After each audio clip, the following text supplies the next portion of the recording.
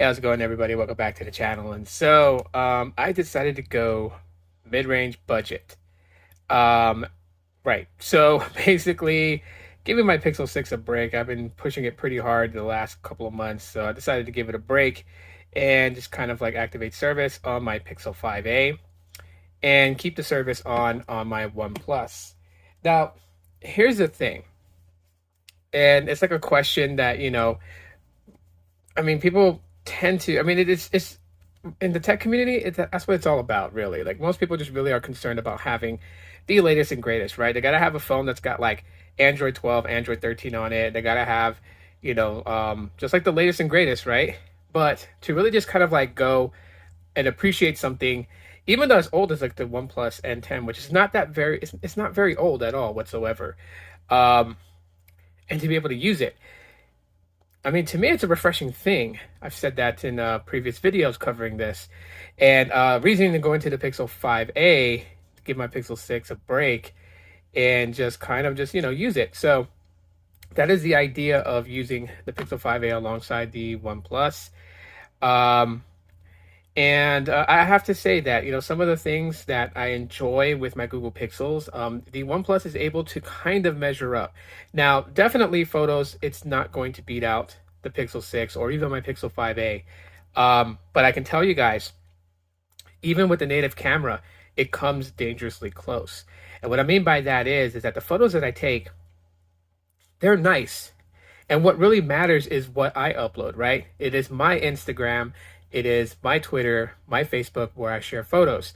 And so by me looking at the photo and saying, hey, that's a very nice photo and I want to share it, then yeah, I'm going to share it. People have their perceptions, their perspectives, and that's totally fine. That's totally okay. Um, but for me, it's not a waste of my money getting this OnePlus N10, especially for what I got it for. I am, in fact, very interested in the OnePlus N20, but I do see that there are some things that they pretty much cut corners on the OnePlus N20 compared to the OnePlus N10. So, but those are things that, again, everyone's different. So some people are going to look at the N20 and say, hey, it's a pretty decent phone.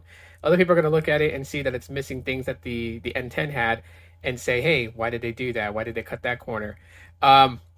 But for me, I think the reasoning, the passion of going with mid-range and budget is just one of my things. For a long time, I've championed to say that, hey, mid-rangers and budget devices can bring a great experience. You don't always have to have a flagship to have a great experience. And I still firmly believe into that today, even though I have the Pixel 6, even though I will get the Pixel 7. These mid-rangers and these budget devices are still worth grabbing, especially if you don't need to have the high end and you want to save a buck. Then for sure these are going to be great alternatives. It is the reason why that I have no problem switching to them and using them and just making them my main devices for some time and kind of alternating between the devices that I have. But I will say that the Pixel 5a is a very solid phone. I would say the same for the OnePlus. If I could build the OnePlus N10 the way that I want it, everything about this phone would remain the same. The only thing that would probably change out is maybe the main camera sensor. Bring IP certification for water and dust resistance to the OnePlus N10. No, I don't need wireless charging. I'm not one that truly cares for that. But everything else would still remain the same. Size, refresh rates. I wouldn't bump it to 120. 90 hertz is okay. Most of my devices stay on 60 hertz just because I favor battery life over, refresh rate. And to me, even at 60 hertz, this phone seems plenty smooth. Of course, it could be smoother at 90 hertz, but it seems plenty smooth already. So yeah, mid-rangers. And probably my next device, I don't know. I know that I may grab the OnePlus N200 as well. And for sure looking and getting the Pixel 6a. And yeah, gotta clean this up a bit.